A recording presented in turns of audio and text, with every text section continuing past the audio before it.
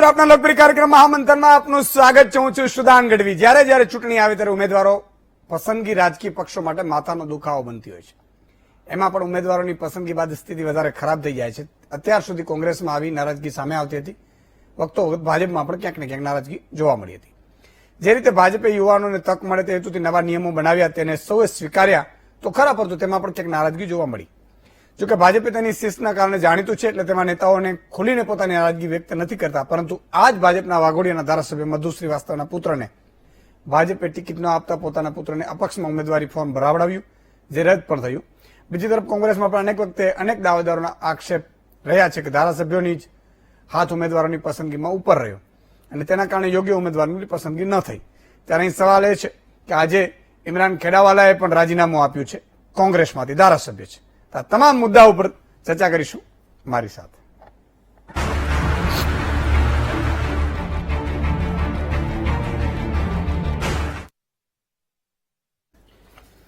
તો મિત્રો, આજે ફરીથી આ કકડાટ ઉપર જ છે મહામંથન. પણ એકાદ વાત લઈ લઉં કે આણંદ કોર્ટના સરકારી વકીલ અપીલ ન કરવા માટે 35,000ની લાંચ લેતા પકડાય. બોલો, હવે સરકારી વકીલો પકડાય એનો અર્થ તો કેટલીક જગ્યા ખબર છે કેસો હાલતા ન હોય, તો આના કારણે કેટલાક એમાં પણ બુચુસિયા ઘૂસી ગયા. તમે વિચાર કરો. એટલે 35,000ની લાંચ લેતા આવી તો કેટલી હજી કોર્ટમાં આવા હશે નમૂનાઓ. મારી અપીલ છે એસીબીને અભિનંદન, કેશવકુમારની ટીમને, અને વધુ આમાં ઊંડા ઉતરે. વકીલો આ તે ઘણી જગ્યાએ જુઓ અપીલ ન કરવાની પછી કેસ હારી જાય. આમાં પૈસા ન હોય, સામે ખાનગી ઉમેદવાર રાખે, કારણ કે રૂપિયા હોય, ખાનગી વકીલ રાખે, એટલે આને પ્રશ્ન થાય, બહુ મુશ્કેલી થાય. એટલે એક વાત છે, અને ધ્યાન રાખજો સાહેબ, બુચસિયાઓને એક એકને અંદર કરવાના છે. હા, એટલે એ ખાસ જોજો. બીજું કે ગતરોજ પૃથ્વીરાજ ચૌહાણનું મહામંથન હતું. ચંદ બારોટ અને પૃથ્વીરાજ ચૌહાણ બેને યાદ કર્યા. એમાં બારોટ સમાજ, મેં ચંદ બારોટનો જે આમાં હું મેં કહ્યું પેલા કે ઇતિહાસ, પણ આજે જે રીતે બારોટ સમાજે મને કેટલાક પુરાવા પણ મોકલ્યા છે. ચંદ બિરદાઈ બારોટ હતા અને સમસ્ત બારોટ સમાજ એને એક પૂજનીય દેવ તરીકે પૂજા પણ કરે છે, આલેખ પણ છે. અને એટલે મારી પણ છતી રહી ગઈ હતી. તો મિત્રો, એક હંમેશા, આમ તો તમે કેટલા બધા બારોટ સમાજના મારા જે મિત્ર છે એમને ફોન આવ્યા, કોલ આવ્યા, અને મને ગર્વ છે સાહેબ કે આવી રીતે ક્યાંય પણ ઇતિહાસની જો મેં કીધું ને કે આ સળગતું મેં પકડ્યું છે, સળગતું પકડ્યું છે, પણ એ આપણી ભાવિ પેઢી માટે છે. આજે બારોટનો ચંદ બારોટ સાહેબ અને પૃથ્વીરાજને કોઈ હિન્દી, ગુજરાતી કે ઇંગ્લિશ ચેનલ યાદ નથી કરતી. કોઈ ન્યૂઝપેપરમાં પણ તમે ક્યાંક આવતા હશે લેખ ને બધા ભૂલાઈ જતા હશે. જયારે કરોડો લોકો જોતા હોય ત્યારે વીચવીના મહામંથનમાં મેં આ શું કામ ઉમેર્યું છે ખબર છે?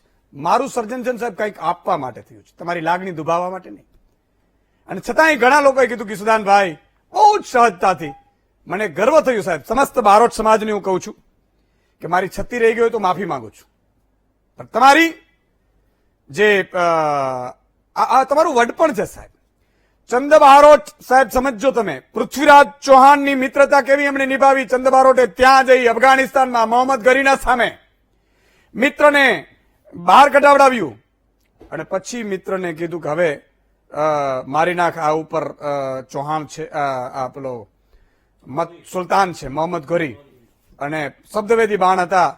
પૃથ્વીરાજ ચૌહાણે સાહેબ એને આટી લીધો, પછી બે મિત્રોએ કટાર ખાઈને મૃત્યુ પામ્યા એવું આવે છે. એટલે કે બારોટોએ સાહેબ આ ધરતીને શું આપ્યું છે. એટલે અને સારું થયું આજે આ મહામંથનના માધ્યમને પણ લોકોને પણ જશે. અને મેં હજુ પણ કહું છું, એકવાર ક્ષત્રિય સમાજની પણ લાગણી દુભાઈ હતી, મહેર સમાજની પણ વાત હતી. દરેક સમાજને સાહેબ મારું સર્જન આપવા માટે થયું છે, તમારી લાગણી દુભાવવા માટે નહીં. અને કદાચ આવી અમે સળગતા પકડ્યા છે ઇતિહાસના, હજી ઘણા મહામંથનો આવશે. છતી હોય તો ધ્યાન ચોક્કસ દોરજો સાહેબ, કારણ કે આ બતાવવું જરૂરી છે આપણી પેઢીને. અને તમે ધ્યાન દોર્યું, હું તમારે વંદન કરું છું સાહેબ. હા, એટલે અને એમાં કોઈ ઉતરતું ન હોય સાહેબ. તમે વિચાર કરજો કે આજે આપણા વડવાઓને યાદ કોણ કરે છે? આજે તમે ચંદ બારોટનો આખા જે દુઆઓ છે સાહેબ, હિન્દુ બાન તાન ઉત્તમ સુદેશ સદુ ઉદિત ઉદ્દલિત સુદેશ સંભરીમ ચહુ તાન તાન પૃથ્વીરા તહા રાજત પાન, આવો તો કેટલી બધી વિગતો પણ મને મોકલી. એમને પુત્રો પણ હતા, 10 પુત્રો કહે છે, કોઈ 12 પુત્રો કહે છે ચંદ બારોટના. અને આ આપણા પૂર્વજો હતા સાહેબ. એટલે તમને ગર્વ થાય સાહેબ, બારોટ દેવ જાતિ છે, જ્ઞાતિ જેવી છે, આપણે પણ ગર્વ થાય સાહેબ. અને આ આપણા પૂર્વજો હતા એટલે તમારી મારી જવાબદારી પણ વધી જાય છે. પણ મને આનંદ એ વાતનો થયો કે કેટલાય લોકોએ, જો કે હું તો ફોન ઉપર કે સોશિયલ મીડિયા ઉપર નહીં, પણ મારી ટીમ જયારે જોતી હોય છે, એક માણસે સાહેબ ગંદી શબ્દ નથી વાપર્યું. આ છે ને આપણા લક્ષણો ગુણો છે. છતી તો થાય, આજે આગામી સમયમાં પણ ઇતિહાસના મહામંત્રોનો આવશે, પણ આ ગુણો છે આપણા સાહેબ, અને તમે જાળવી રાખ્યા છે. નહીં તો ઘણા 5 નમૂના હોય, ગાળોથી શરૂઆત કરે, એમાં એ હોય. પણ આજે એ વીરતાને આપણે યાદ કરી મને ગર્વ થયો. અને સાહેબ સમસ્ત બારોટ સમાજ, ક્ષત્રિય સમાજ, પૃથ્વીરાજ ચૌહાણનો વંશજ, અને આપણે વીટીવીએ યાદ કર્યું ને સાહેબ, એ પણ એક મોટી વાત છે. આવા યાદ નથી કરતા. હજી જલારામ બાપા ઉપર આવશે, મહારાણા પ્રતાપ ઉપર આવશે, સ્વામિનારાયણ ભગવાન ઉપર મારી ઈચ્છા છે મહામંથન કરવાની, કે જેથી કરીને આપણી ભાવિ પેઢીને આની ખબર પડે. એટલે આ વાત છે. અને ક્યાંય પણ ભૂલ છતી, કદાચ મારી રિસર્ચ ટીમ કરતી હોય, મેં પણ 2 પુસ્તકો વાંચ્યા હતા, તોય પણ મારેથી છતી રહી જાય.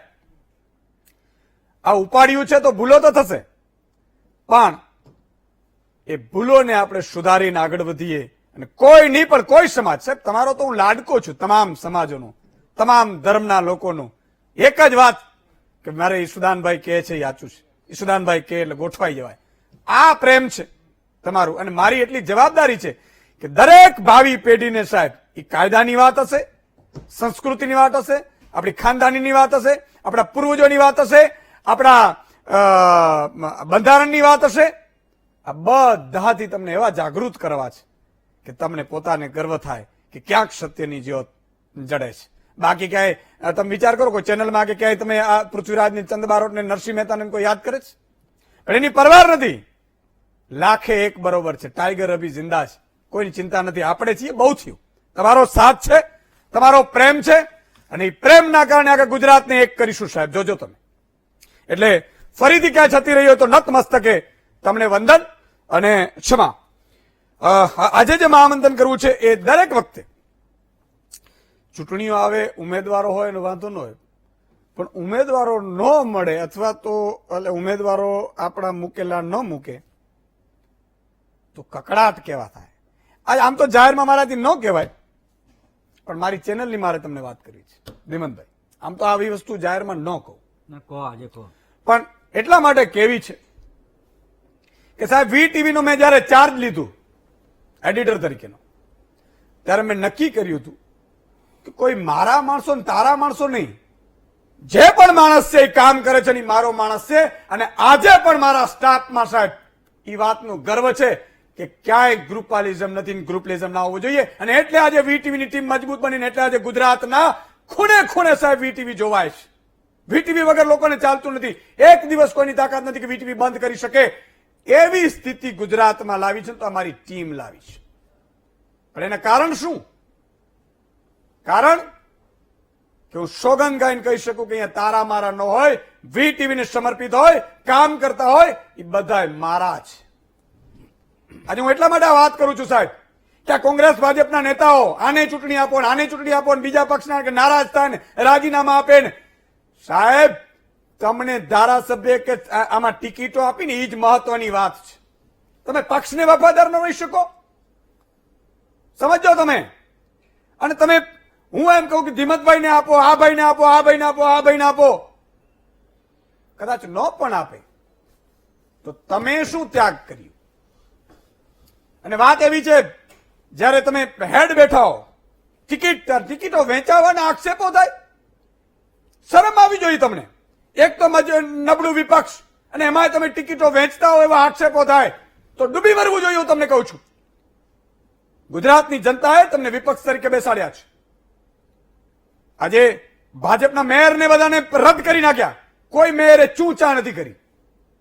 હા, કદાચ કોઈની મજબૂરી હશે આ તે, અને તમારા ઇમરાન ખેડાવાલા ધારાસભ્યો રાજીનામા આપે, ફલાણા રાજીનામા આપે, અને પછી તમે એમ કહો ઘર હોય એટલે ઠામડા. એટલે આપણે ઠામડા તો બધે હોય, બધા ઘર લઈને જ બેઠા છે. તો ત્યાગની ભાવના ક્યાં? આજે કોંગ્રેસના કાર્યકર્તો એમ કેમ સોગંદ નથી ખાતા? બરોબર છે, જે પણ નક્કી થયું, આ માણસ નક્કી થયું તો આપણે એને જીતાડવાનો હોય, એવી રીતે તમે કેમ વર્તા નથી? દરેક જગ્યાએ ભડકા થાય, હું રાજીનામું આપી દઈશ, હું રાજીનામું આપી દઈશ, અને બધા નેતાઓ પાછા ઉપરના એવા ને એવા બધા. હું એટલા માટે આપણે કહી રહ્યો છું કે સત્ય તમને કોઈ કહેશે નહીં સાહેબ.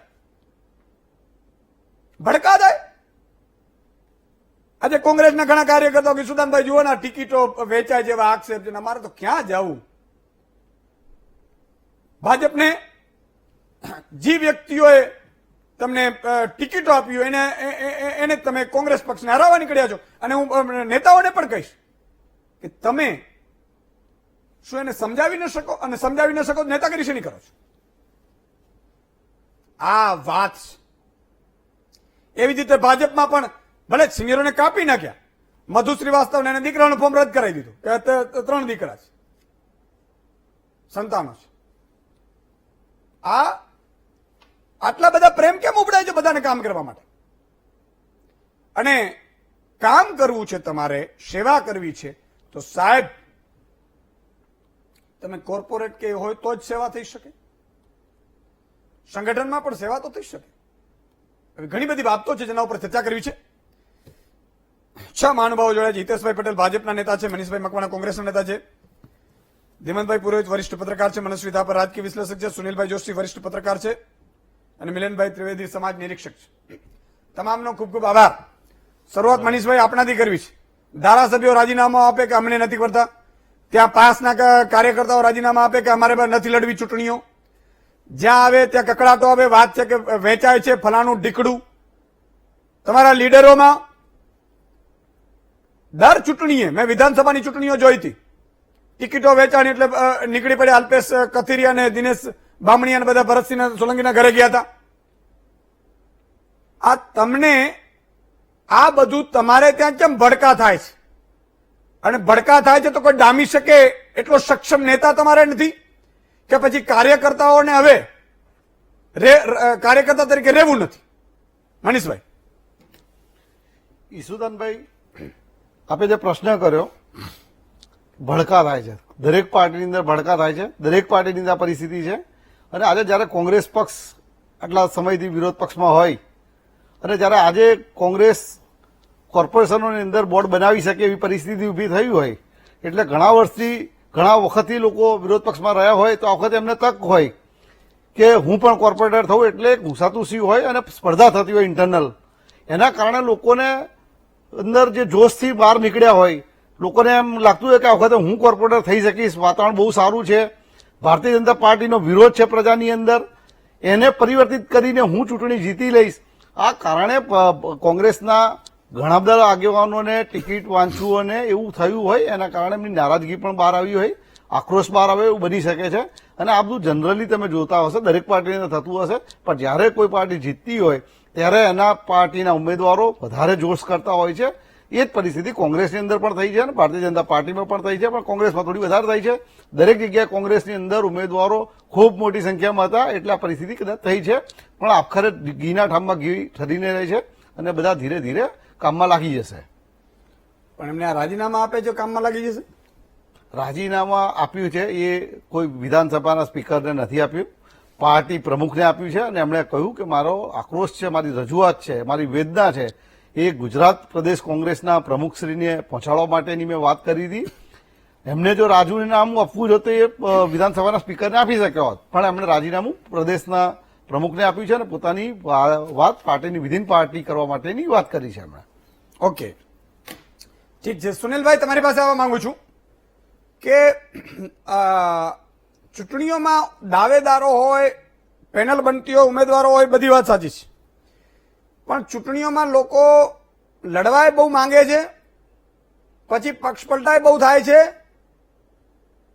કોઈ એવું કહે છે, આપણે તો ક્યારેય ખબર નથી, જોયું પણ નથી, ખરીદ વેચાણનું બધું આ બધી વાતો થતી હોય. ભગવાન, આપણે તો ખબર નહીં, આમ કરીને પેલું ના કે રામ રામ રામ. રૂપિયા બુપિયા આપણે તો એવું, અને ભગવાન એવું કરવા જોવાય ન દે, કારણ કે આવું જોવાય થોડું પાપ. પણ ખરેખર શું હવે વાયા કોંગ્રેસ થઈને ભાજપમાં જવા માટેના ઉતાવળા હશે કે પછી નક્કર કાર્યકર્તાઓ હશે ને એને ટિકિટ નહીં મળતી હોય ને કોઈક ભાણા ભત્રીજાને મળી જતી હોય, કોઈકના પીએના ડ્રાઈવરને મળી જતી હોય એટલે કકડાટો હશે, કે પછી ટિકિટો રૂપિયા લઈને વેચાતી હશે એટલે કકડાટો હશે? શું હશે? શું ગુજરાતની જનતા જાણવા માંગે છે કે આ કકડાટો શેના છે?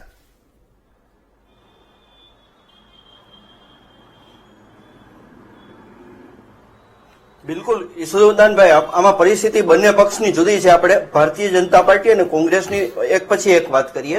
ભારતીય જનતા પાર્ટીની વાત કરીએ તો છેલ્લા 25 વર્ષથી ભારતીય જનતા પાર્ટી શાસનમાં ગુજરાતમાં છે, કેન્દ્રમાં હાલમાં એમનું શાસન છે અને બહુ વિશાળ સત્તા ભારતીય જનતા પાર્ટી પાસે આવી છે. એટલે ભારતીય જનતા પાર્ટીનો સામાન્યમાં સામાન્ય કાર્યકર સત્તાનું જે આ મધપૂડો છે એની નજીક જવા માંગે છે. એટલે ભારતીય જનતા પાર્ટીમાં ખૂબ જ મોટા પ્રમાણમાં ટિકિટની દાવેદારી થઈ હતી, નહોતી થઈ એમ વાત નથી, પણ અહીંયા સત્તા છે અને સંગઠન છે એ બંનેનું કોમ્બિનેશન છે એટલે ત્યાં વિરોધ છે એ બહુ આછો બહાર આવ્યો છે. અને એક વસ્તુ એ છે કે ક્યાંક ને ક્યાંક તો વિરોધ આવ્યો છે. રાજકોટ અમારી મહાનગરપાલિકાની વાત કરીએ તો રાજકોટ મહાનગરપાલિકાના જ્યારે ભારતીય જનતા પાર્ટીના ઉમેદવારોની જાહેરાત થઈ ત્યારે ભારતીય જનતા પાર્ટીના કાર્યાલયમાં વોર્ડ પ્રમુખોએ દેકારો કરેલો ને જ્યારે મીડિયાની હાજરીમાં પણ વિરોધ દર્શાવ્યો હતો. એટલે કે ભારતીય જનતા પાર્ટીમાં વિરોધ નથી થતો એવું નથી, પરંતુ ભારતીય જનતા પાર્ટી પાસે શાસન છે અને નેતાઓનો પણ ફુગાવો છે. નેતાઓ વધારે છે અને બેઠકો ઓછી છે. ચાહે ધારાસભાની વાત હોય કે રાજકોટ મહાનગરપાલિકાની વાત હોય તો એમની પાસે વોર્ડ વાઇઝ આખું જે તંત્ર છે એ ખૂબ મોટું છે, કારણ કે સત્તા ભારતીય જનતા પાર્ટી પાસે છે. એટલે ભારતીય જનતા પાર્ટીના આ છે, પણ વાત છે એ સત્તાની છે. કોઈ સેવાના માધ્યમથી પણ સત્તાની સીડી ચડવાની છે એ બિલકુલ પાકી વાત છે. રહી વાત કોંગ્રેસની, તો કોંગ્રેસમાં હું કહીશ કે કોંગ્રેસમાં જે દાવેદારી થાય છે એ વિરોધ પક્ષમાં વિકલ્પ તરીકે થાય છે ને કોંગ્રેસમાં શિસ્ત નથી અને કોંગ્રેસની બધી જ વાતો બહાર આવે છે એટલે ભારતીય જનતા પાર્ટીની વાત બહાર નથી આવતી. આપણા મિત્રએ જે વાત કરી મનીષભાઈ કે ભાઈ સત્તા મળવાની છે, એટલે મનીષભાઈ આટલું ભવિષ્ય ભાંકી શકે છે એ સારી વાત છે, પણ છેલ્લા 25 વર્ષનું જે શાસનનું આખ્યું છે એમાં આપણે એમ ન કરી શકીએ. સત્તા મળવાની છે, પરંતુ સત્તાની નજીક રહેવા માટે જે છે એ કાર્યકરો કરતા હોય છે, પોતાની માગણી કરતા હોય છે. અને પરિવારવાદ તમે વાત કરો છો, ભાઈ ભત્રીજા વાત કરો છો, તો હવે રાજકારણ છે એ મિશનમાંથી એક જાતનું આખું વ્યવસાય થઈ ગયો છે અને એનો સ્વીકાર પણ એ લોકો કરે છે. એટલે મારી માન્યતા એવી છે કે બંને પક્ષમાં આ બાબતે સત્તાની નજીક જવા માટે છે અને અસંતોષ છે તો નથી મેળવી, સત્તાની નજીક જવાની સીડી નથી મેળવી એટલે એનો અસંતોષ છે. બહુ પાકી વાત છે એમાં. ઓકે, માની લઈએ. મિલનભાઈ, તમારો ટર્ન લઈ લઈએ કે આ બધું આટલા બધા પ્રેમ બહુ ઉભરાણો છે અને આનો આપો તો હું રાજીનામા આપું, આને આપો તો આમ રાજીનામા ન આપું, આને આપો તો લડવું, આને આપો તો ન લડવું. તો આમાં રાજીનામા આપતા હોય તો વફાદારી ક્યાં રહી? વફાદારી હોય તો રાજીનામા છે ના હોય?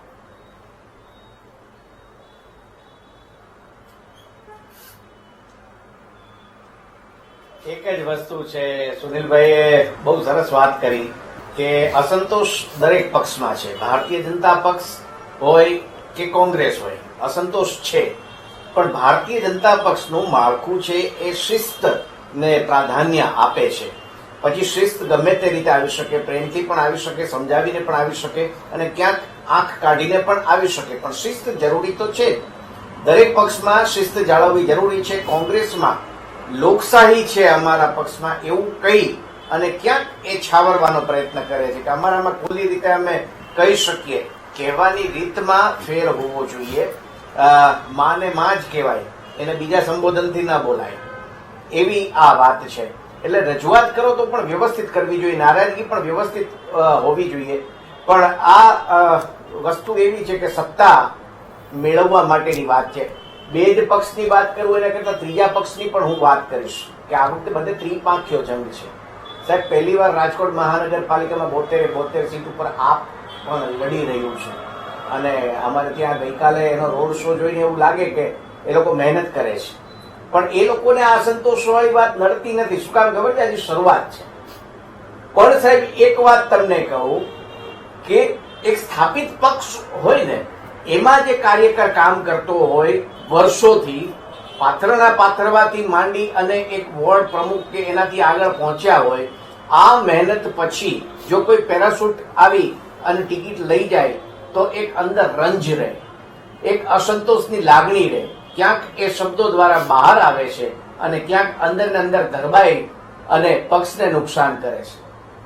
એટલે અસંતોષ રાખવાની જરૂર નથી. જે મિત્રોને ટિકિટ નથી મળી એ લોકો ફરી બીજા ઓલા માટે પ્રયત્ન કરે, કેમ કે અમુક મોટા મોટા નેતાઓને નારાજગી છે. તો એમને તો ધારાસભા પણ હવે 1.25 વર્ષમાં પાછી આવશે, એમાં પણ મહેનત કરી શકાય.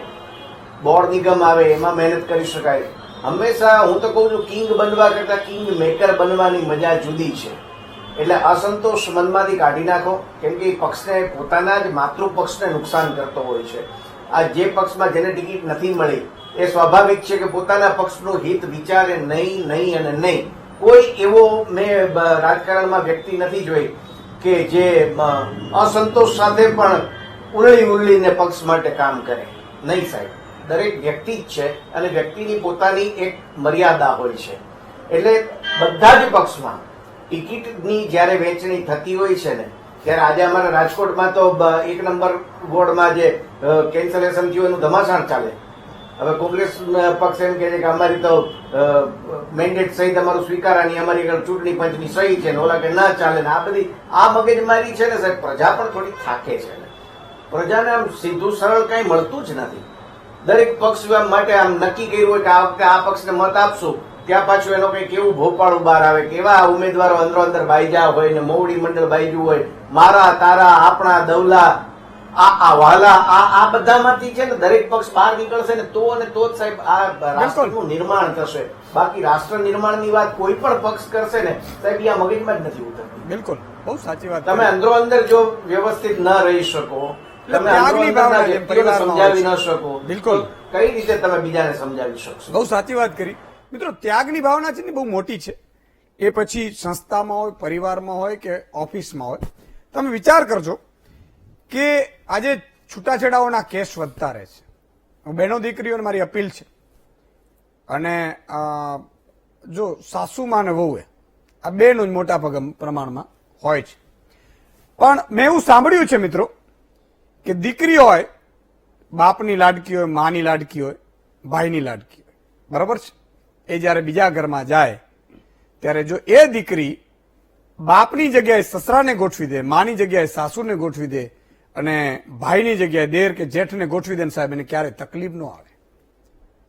પણ તકલીફ ક્યાં થાય છે કે આ તારા છે ને આ મારા છે સાહેબ. તકલીફ ત્યાંથી શરૂ થાય છે અને ભડકા એવા થાય છે કે જ્યાં 20 વર્ષ સુધી એ સાસુ વહુ ઝઘડે ને, તો બીજા 20 વર્ષમાં એ પોતે સાસુ થઈ જાય અને દીકરાની વહુ આવીને એને કાઢે. આ સ્થિતિ છે. એટલે કહેવાય છે કે કરેગા ભરેગા ખોદેગા પડેગા સાહેબ. જેવું તમે કરશો ને એવું તમારે ભરવું પડશે. આ કુદરતનો નિયમ છે.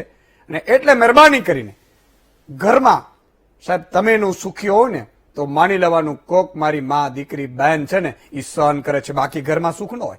જે ઘરમાં બેન, દીકરી, માં સહન કરતી હોય ને સાહેબ, એ ઘરમાં ક્યારેય કંકાસ નહીં હોય, કારણ કે ઘૂંટડા પી લેતી હશે. અને એટલે તમે એનું બોલી શકતા હશો. અને જે ઘરમાં જ્યાં નથો ને ભડકા થતા હશે એ જોજો. આમ દેખાય નહીં તમને, પણ એક છે ને આમ પતિ પત્ની વાસણો એકબીજાને મારતા હતા. એમાં મહેમાન આવી ગયા. એટલે શું કરો તો કેચ થોડુંક કસરત કરીએ છીએ, કેચ શીખીએ છીએ, એમ ક્રિકેટ શીખીએ છીએ. આમ પ્રેમથી આમ ખબર ન હોય એવી રીતે થઈ ગયું, પાછું બધું ગોઠવાઈ ગયું. એટલે આવું થાય. પણ એક મારી અપીલ છે પોલીસને સાહેબ, ક્ષત્રિય સમાજ આજે પણ મુખ્યમંત્રીને મળ્યું છે, કાઠી સમાજ કે જ્યાં બેન ઉપર 307 લગાડવાની વાત હતી અમરેલી પોલીસ દ્વારા. બીજી વાત સાહેબ, મુન્દ્રામાં ચારણ ગઢવી સમાજના જે 2 યુવાનોને સાહેબ કસ્ટોડિયલ ડેથમાં હજી એ પોલીસ કોન્સ્ટેબલો પકડાતા નથી. આ ગુજરાતની પોલીસ ઉપર કાળી દાગ છે સાહેબ. જે આરોપીઓ પકડાતા નથી સાહેબ, પોલીસથી નથી પકડાતા. એમ કહે છે કે અમે પકડી લેશું ને આન તેન. મારી અપીલ છે, કોઈ એવું કહે છે કે લોકેશન અહીંયા છે ને કોઈ અહીંયા છે ને અહીંયા છે.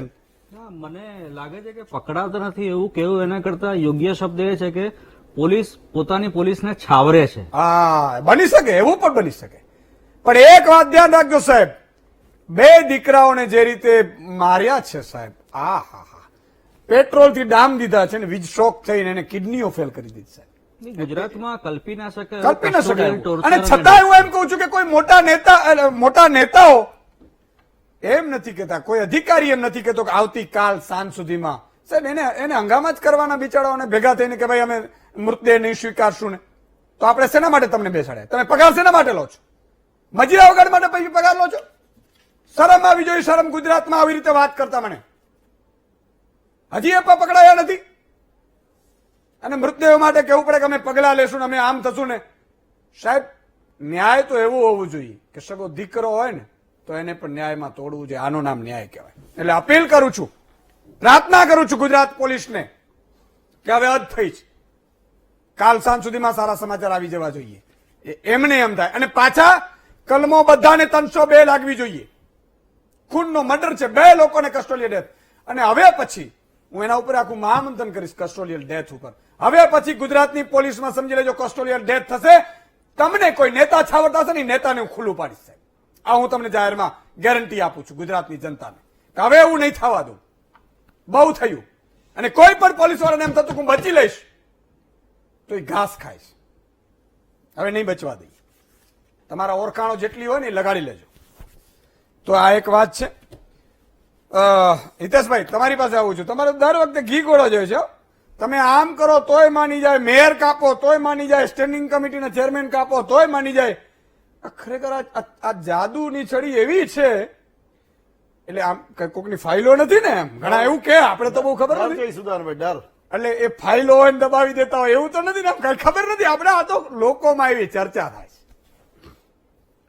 સુદાનભાઈ, ભારતીય જનતા પાર્ટી એના ઉમેદવારની જે પ્રક્રિયા શરૂ કરે અને વોર્ડના મહામંત્રી જેને 5 વર્ષ રહ્યો હોય, વોર્ડનો પ્રમુખ રહ્યો હોય, એ મેં બહુ નજીકથી જોયું છે.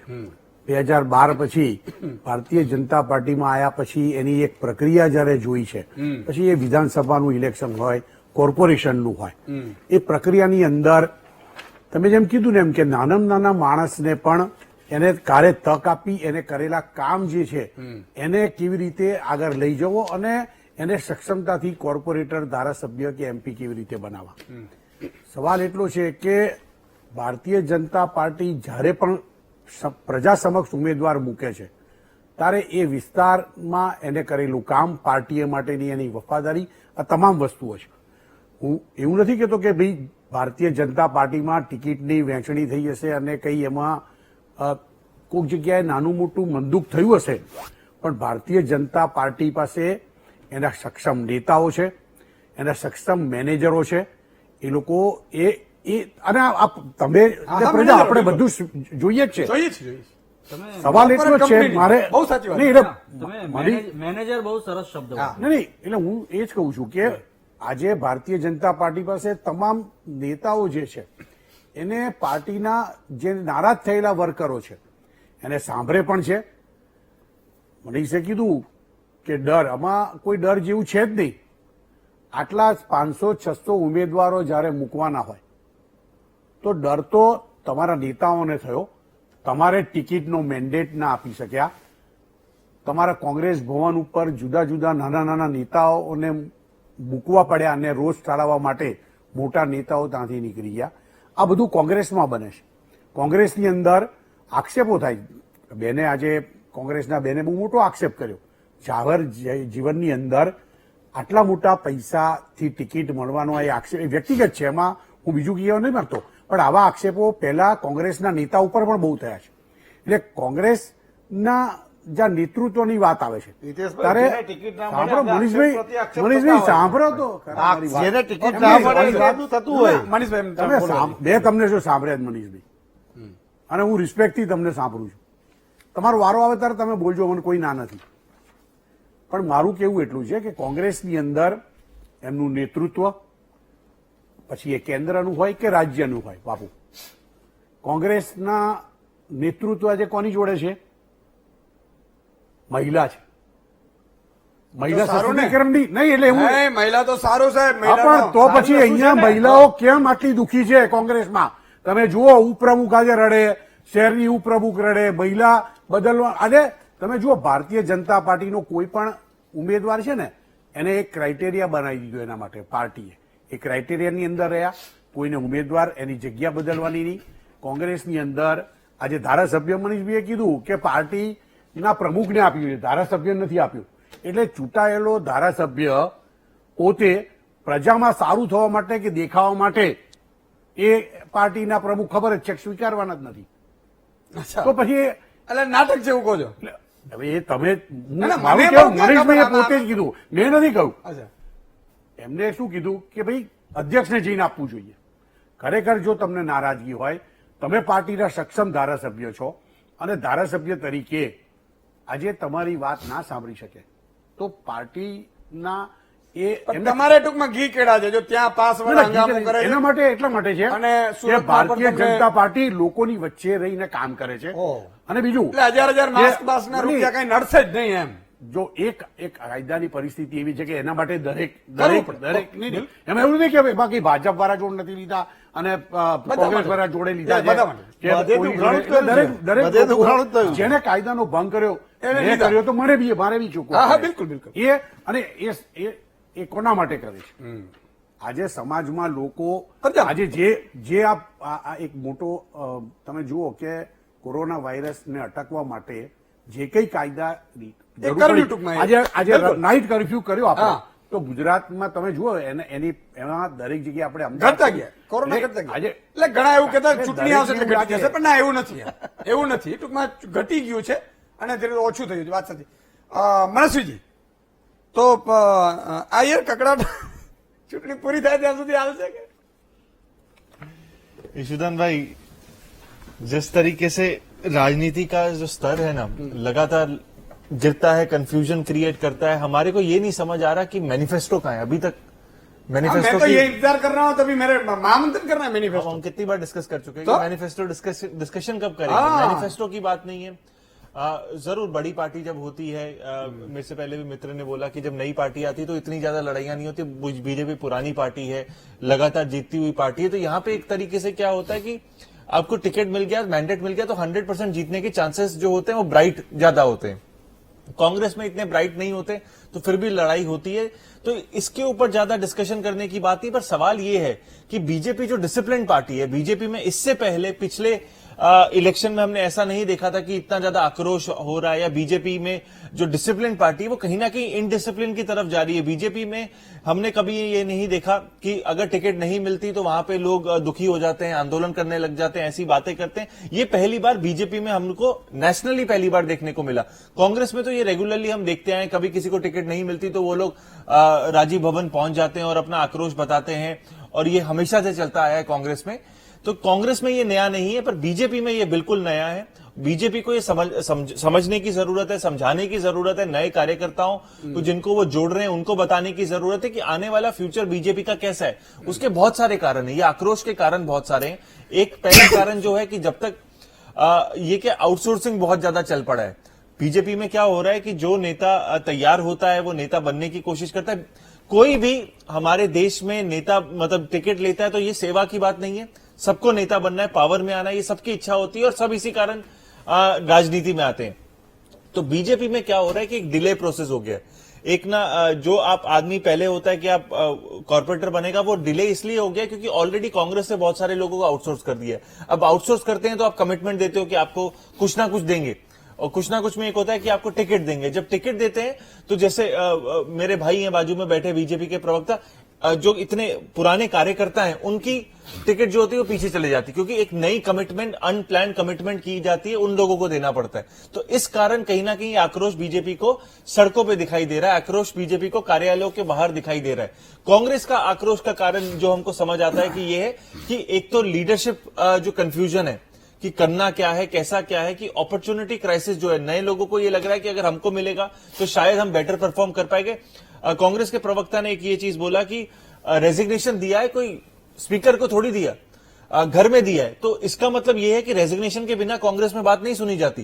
क्या ये वो कहना चाहते हैं कि आप रेजिग्नेशन करोगे तभी कांग्रेस के बड़े नेता हमारी बात सुनेंगे, उसके बाद उससे पहले नहीं सुन सकते? तो ये कंफ्यूजन का स्टेटमेंट है, इसका अर्थ क्या है? तो ये मुझे कांग्रेस के प्रवक्ता से जरूर सुनना है कि इसका रीजन क्या है. कि मैं ईशुदान भाई के शो में आता हूं, मेरे को अगर अपनी बात करनी है तो मैं एब्सेंट हो जाऊं तो मेरी बात ईशुदान भाई ज्यादा सुनेंगे, मेरे आने के बाद नहीं सुनेंगे.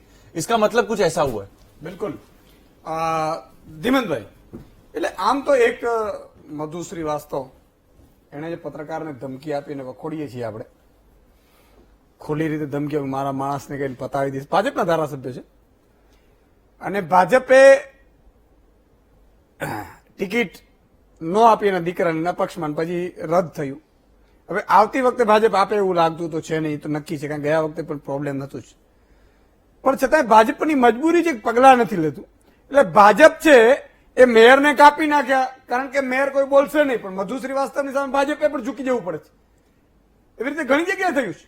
પુરુષોત્તમ સોલંકીની પણ વાત કરીએ આપણે, એવી કેટલી જગ્યાઓ છે. એટલે ભાજપ શું આમ તેલ જોઈને, અને પછી કોંગ્રેસમાં તો હંમેશા ઉકળતો ચરુ જ રહેશે.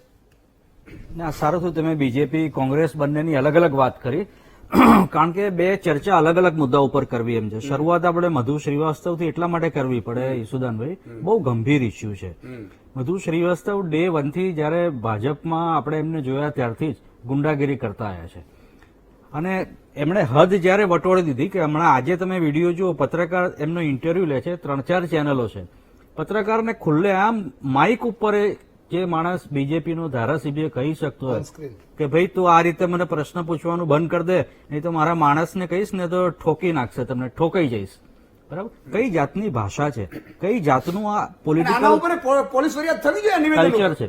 પોલીસ ફરિયાદ સરકાર તમારી, પોલીસ ફરિયાદ શું કામ? તમે એને ધારાસભ્યને સેક શું કામ નથી કરતા? આટલી બાહુબલી પાર્ટી જેની ગુજરાતમાં અમદાવાદથી માંડીને ગુજરાતને દિલ્હી સુધી સરકાર છે, એ શું એના એક એમએલએ થી બીવે છે? એની ગુંડાગીરીથી બીવે છે? એમએલએ કરતા મોટા તો એના પક્ષ પ્રમુખ છે, એ વધારે મોટા બાહુબલી છે C R Patil. C R પાટીલને શું મધુ શ્રીવાસ્તવનો ડર છે? આ એમએલએ જો કેમેરાની સામે ખુલ્લેઆમ પત્રકારોને આ ધમકી આપતો હોય તો વગર કેમેરે પત્રકાર ને બિન પત્રકાર સામાન્ય માણસ જે વડોદરાના છે એની કોન્સ્ટિટ્યુન્સીના એની જોડે કઈ રીતનું વર્તન કરતો હશે ને બીજેપી શું કામ આવા માણસને સહન કરે? તમે ગુજરાતમાં એક ખાસ રાજ્યનું નામ નહીં આપું, કારણ કે એ રાજ્ય પણ હવે સુધરવા માંડ્યું છે. એ રાજ્યનું કલ્ચર ગુજરાતમાં લાવવા માંગો છો કે ગુજરાતને જે છે એનાથી સારું બનાવવા માંગો છો? બહુ ગંભીર ઇસ્યુ છે. અને જો સી આર પાટીલ કે બીજેપી જો આ ધારાસભ્યો ઉપર જો પગલા કોઈ ના લઈ શકતી હોય તો એને પોતાની પાર્ટી વિશે ડિફરન્સ કહેવાની ખોટી ડંફાસો મારવી ના જોઈએ. અમે બહુ શિસ્તબદ્ધ પાર્ટી છે એવા ફાંકામાં ના રહેવું જોઈએ. આ શિસ્ત છે તમારું કે મધુ શ્રીવાસ્તવ તમારો એમએલએ વડોદરાનો પત્રકારને કેમેરા સામે ખુલ્લેઆમ મારવાની ધમકી આપે છે અને કેટલા 12 કલાકથી વધારે સમય વીતી ગયો, હજી સુધી એની ઉપર વખોડતું નિવેદન નથી આવે ને ધારાસભ્યને ચેક કરવાનું તો સ્વાભાવિક છે, કદમ હોવું જોઈએ. એની ઉપર પોલીસ ફરિયાદ થવી જોઈએ અને એની ઉપર ક્રિમિનલ एक्ट હેઠળ કામ ચાલવું જોઈએ. हेमंत भाई, पर ये करेगा कौन? और ऐसे लोगों को ही तो हम अगर 2019 के अगर लोकसभा के इलेक्शन को उस टाइम भी किया था। देखिए, नहीं लोकसभा के 19 के इलेक्शन में देखिए तो 50% से ज्यादा जो हमारे एमपी है उनका क्रिमिनल बैकग्राउंड रिकॉर्ड है, तो ऐसे लोगों को ही तो चुना जा रहा है. आप ये देखिए મને શું એ करेगा कौन? ક્રિમિનલ બેકગ્રાઉન્ડ વાળો એમપી એક અલગ ઇસ્યુ છે. એમપી ક્રિમિનલ उनकी છે, भाषा एमएलए ऐसी होती है क्रिमिनल ना, છે. ऐसा confidence बढ़ता है. कुछ ऐसा भी होता है कि जो ઉપરાંત जनता के लिए काम करने गए और एफआईआर ये भी हो सकता है. पर रेप के चार्जेस, मर्डर के चार्जेस, किडनैपिंग के चार्जेस वाले ऐसे लोग हैं. मेरा अलग मुद्दा है. મધુ શ્રીવાસ્તવ એક લિટમસ ટેસ્ટ ક્લાસિક કેસ એટલા માટે છે કે ક્રિમિનલ ઉપરાંત ખુલ્લેઆમ કેમેરા ઉપર ધમકી આપવાની ગુજરાતમાં એ તાકાત ધરાવે. उसके पीछे શેના જોરે આ કૂદે છે આ? धीमन भाई, उसके पीछे का रीजन है कि मेरे को कुछ नहीं हो सकता. आप मीडिया में इतनी ओपनली कर रहे हो और आपको ऐसा है कि मेरे को यहाँ पे कुछ नहीं कोई कुछ कर सकता. ना पुलिस कुछ करेगी, ना नेता कुछ करेंगे, मैं निडर हूँ. સરકાર એમની છે, એમને ભરોસો છે, કોઈ માણસ કશું નથી બગાડી કયા લેવાનું. ખિલ્લાને આધારે કૂદે છે? તમારી તાકાત છે ઓન કેમેરા અત્યારે કોઈને ધમકી આપવાની? ઓન કેમેરા इस ધમકી આપે देश के એમએલએ लोकतंत्र में ધમકી किसी की આપે ऐसी ताकत છે. नहीं है. એક કોન્સ્ટિટ્યુશનલ પોસ્ટ છે. આ બીજેપીની વાત થી આપણે આશા રાખીએ કે ઈસુદાનભાઈએ કીધું છે, મેં કીધું છે અને વડોદરાના પત્રકારોએ પણ કીધું છે. સી આર પાટીલ થી માંડીને હોમ મિનિસ્ટર ગુજરાતના છે પ્રદીપસિંહ જાડેજા, વિજય રૂપાણી મુખ્યમંત્રી છે અને કેન્દ્રમાં પણ આ માત્ર ગુજરાતનો મામલો નથી, આખા દેશમાં ગુજરાતની નામે એક શરમજનક ચેપ્ટર છે. અમિત શાહે અને નરેન્દ્રભાઈ મોદીએ પણ આની નોંધ લેવી પડે એટલી ગંભીર ઘટના છે. હજી સુધી જો એમને જો સળવરાટ ત્યાં થયો ના હોય તો મને લાગે છે કે નવેસરથી વિચારવું પડે આ પાર્ટી માટે. વાત કોંગ્રેસની, કોંગ્રેસ વિશે મારું માન ઈસુદાનભાઈ એટલા માટે વધી જાય છે કે એમની બલિદાનની ભાવના તમે જુઓ. જેટલા લોકો ઉભા છે 100%માંથી 75% કરતા વધારે તો હારવાના છે. આમ છતાં ધક્કામુક્કી કરે છે. રાજીવ ભવન ઉપર ધક્કા મૂકી કરે તો એના નેતાઓએ ફાર્મ હાઉસમાં જતા રહેવું પડે. ફાર્મ હાઉસમાં જઈને એના એનએસયુના કાર્યકરો તોડફોડ કરે, હાય હાય કરે, પૂતળા બાર હારવાના છે. એના માટે વિચાર કરો, હારવાના છે ખબર છે તો પણ એમની ભાવના જુઓ કે હારવાના છે. જીતવાના છે માટે કરે છે. હું તો તમારા ટ્રેક રેકોર્ડને આધાર કહું છું. ટ્રેક તમને રેકોર્ડ તો શુભેચ્છાઓ, ગમે ત્યારે 60 શુભેચ્છાઓ. વર્ષ કોંગ્રેસ જીતેલું છે. હું ભારતીય જનતા પાર્ટી તમે જે વાત કરી છેલ્લા એ ઇલેક્શનની વાત તમારી કરું, પાસે છેલ્લા ઇલેક્શનની વાત કરું કે હારવાના છતાં સ્ટેટિસ્ટિકલી સાચી વાત છે મને, હારવાના છે છતાં તમે એમની બલિદાનની ભાવના જુઓ કે હારવા માટે મારામારી કરે છે એ પાર્ટીનું. અને આજની વાત નથી આ ગાંધીજીએ જવાહરલાલ નહેરુને જયારે વડાપ્રધાન બનાયા સરદાર પટેલની બહુમતી છતાં એ વખતે પણ આ જ બૂમાબૂમ પાર્ટીમાં થયેલી અને એ બૂમાબૂમ 1947 થી માંડી અને આજ સુધી ચાલુ છે. અલગ અલગ વખતે ને પાર્ટીના એકથી વધારે ટુકડા થયા એ આને કારણે થયા ને. કોંગ્રેસની આજની જે સ્થિતિ છે એના માટે પણ જવાબદાર આ જ પરિબળ છે કે આટલા આકરા સંજોગોમાં જયારે એમને હવે કંઈ ગુમાવવાનું છે નહીં, ગ્રાઉન્ડ ઝીરોથી શરૂઆત કરવાની છે, છતાં કોંગ્રેસના જે કલ્ચર છે એ સુધારવા કોંગ્રેસના નેતાઓ કે કોંગ્રેસના કાર્યકરો તૈયાર નથી. બિલકુલ. ફોન લાઈન ખોલીશું ચિંતા શું કરો છો? હજી બ્રેક લઈ લો, પછી ઉપર ફોન લાઈન ખોલશે અને તમે જોડાજો. વિરામ બાદ દર્શક મિત્રો ફરીથી આપનું સ્વાગત છે. મિત્રો એક વાત હું વારંવાર આપને કહેતો આવું છું, એ કહેતું એટલા માટે છું કે તમારામાં તાકાત છે ને એવી કોઈમાં નથી. સૌથી તાકાતવાળી જનતા છે સાહેબ, પણ જનતાને ખબર નથી કે એની પાસે શું ચાવી છે. આજે તમે વિચાર કરજો કે તમારી પાસે જે તાકાત છે એ કોઈ પાસે નથી, અને હિંમત છે ને એ બધા પાસે છે પણ વાપરતા નથી. ઘણા લોકો એવું કે કિશોરભાઈ તમે બહુ હિંમત વાળાઈ ગયા આમ, એટલે હિંમત ક્યાંય લેવાની જવાની જરૂર નથી. હિંમત તો તમારામાં છે. સ્વાર્થ છોડી દો એટલે તમારા હિંમત આવી જશે. ભાજપના નેતાઓમાં પણ છે, કોંગ્રેસના નેતાઓમાં પણ છે. એ ખબર પડે કે મારે અહીંયા 2 કોન્ટ્રાક્ટ છે, મારે નથી જોતા, તેના થાય તાકાત કરી લે, પણ આવું સત્ય કઈ રહીશ તો એનામાં હિંમત આવી જાય. એક ગામનો સરપંચ હોય એની સામે તમે બોલવાનું હોય કે ભાઈ મારે પેલા ગામના સરપંચને આને મારે તકલીફ પડી જશે, મારા અગાઉના જે 20,000 નો કૌભાંડ ખુલશે તો તકલીફ પડશે, એ છોડી દો તો તમારામાં હિંમત છે. અને આ હિંમત કેળવવી પડશે. એટલા માટે કેળવવી પડશે કે સમય બાકી ગયો છે સત્ય કહેવાનું. એકલા ઈસુદાનભાઈ કે વીટીવી ભણ્યા રહેશે નથી, કઈ થશે નહીં. અભિનંદન તમે આપી દેશો કે ઈસુદાનભાઈ બહુ સારું, વીટીવી બહુ સારું કરે છે, પણ માય કાંગલા સુધી ક્યાં સુધી જિંદગી જીતતા રહેશું આપણે? એટલે હિંમત સત્ય કહેવાની રાખો, સચ્ચાઈ કહેવાની રાખો, પણ કહેવાનું કોને? સત્તાધીશો હોય, ધારાસભ્યો, સરપંચ, તાલુકા પંચાયત પ્રમુખ, જિલ્લા પંચાયત પ્રમુખ, અધિકારીઓ, એને સચ્ચાઈ કહેવાની હોય. હું કહું એટલે કાલે પાછા મને પૂછે કે સુદાનભાઈ તમે આમ કેમ નથી પૂછતા? અરે પણ અત્યારે ઈસુદાનભાઈ કરી રહ્યો છે, એક તો કરી રહ્યો છે. એટલે આ વાત મારે આપને કહેવી હતી. મારે વચ્ચે વચ્ચે તમારા જોમ પૂરતો રહીશ. પણ સુનિલભાઈ, આ કકડાટો થોડા ઘણા હોય તો વાંધો નહીં, પણ હવે મને લાગે છે કે દરેક ચૂંટણીમાં આનાથી વધતા જશે. એનું કારણ શું અને કઈ રીતે નિવારી શકાય? સંક્ષિપ્તનો ટાણ.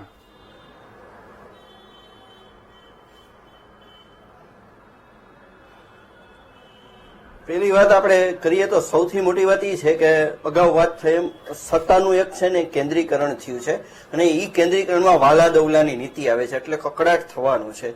અહીંયા મહાનગરપાલિકા અને સ્થાનિક સ્વરાજની ચૂંટણીની વાત કરીએ તો સૌ પ્રથમ ભારતીય જનતા પાર્ટીમાં એક કેડર છે એ વર્ષોથી જામેલી હતી, એટલે નીચેની કેડરમાં મોટા પાયે અસંતોષ હતો કે અમારે પાથરણા જ પાથરવાના. વોર્ડ પ્રમુખો છે, પછી પેજ પ્રમુખો છે, નીચેના પાર્ટ છે એનો ચહેરો છે એ લોકો સુધી પહોંચતો જ નહોતો, અને એ એક સેવાભાવી કાર્યકર તરીકે એની ખાસી ઉંમર હોય ગઈ. કારણ કે 25 વર્ષથી ભારતીય જનતા પાર્ટીનું શાસન છે, તો 25 વર્ષથી કેટલાક ધારાસભ્ય છે એ મંત્રીઓ થયા, મંત્રીઓમાંથી સિનિયર મંત્રીઓ થયા, કેબિનેટ મંત્રીઓ થયા, પણ એની પાછળની જે કેડર છે એને ચાન્સ નહોતો મળતો. તો ભારતીય જનતા પાર્ટીને નવા ચહેરાની એટલે જરૂર પડતી કે આ ચહેરાથી ક્યાંક ને ક્યાંક લોકો ઉભી પણ ગયા હતા. ક્યાંક ભ્રષ્ટાચારના આક્ષેપો હતા, ક્યાંક અસંવેદનશીલતાના આક્ષેપો હતા, ક્યાંક એરોગન્સ હતો. તો આ ચહેરાઓને હટાવી લેવામાં આવે તો જે અસંતોષ છે એ લોકોમાંથી થોડો હટાવી શકાય, ડાયવર્ટ કરી શકાય એવી વાત થાય. એટલે આ કારણોસર પણ આ હટાવ્યા છે, અને હટાવવાથી ક્યાંક કકડાટ આવ્યો છે અને ક્યાંક ખુશાલી છે. તમે જોયું હશે કે પેરેલલ બે વસ્તુ થઈ છે. કે એક બાજુ લોકો ખુશ થયા છે ને એક બાજુ લોકોએ વિરોધ બિલકુલ. કર્યો છે. એટલે વિરોધ કર્યો છે એ ખાનગી ધોરણે અથવા વાયા મીડિયા કર્યો છે, પણ ક્યાંક ને ક્યાંક એનો વિરોધ ટેકેદારોએ કર્યો છે. એટલે વાત આખી એવી છે કે સત્તાની નજીક રહેવું છે, બધાને સત્તા કોઈને છોડવી નથી અને ત્યાગની અને એ વાત કરવી છે ને એ માત્ર દંભ છે. પોતાના જાણીતાઓને ટિકિટ આ વખતે પણ મળી છે. પાટીલ સાહેબે ભલે ભારતીય જનતા પાર્ટીમાં કીધું કે નથી દીધી, પણ ત્યાં પણ સગાવાદ આવ્યો છે અને ભાજપમાંથી જ એના માટે જે લોકોને ટિકિટ નથી મળી એમાંથી આક્ષેપો થયા છે. ક્યાંક ને ક્યાંક એવું હોય છે કે ધારાસભાની ચૂંટણીનું ગણિત છે કોર્પોરેશનમાં ગણાતું હોય છે.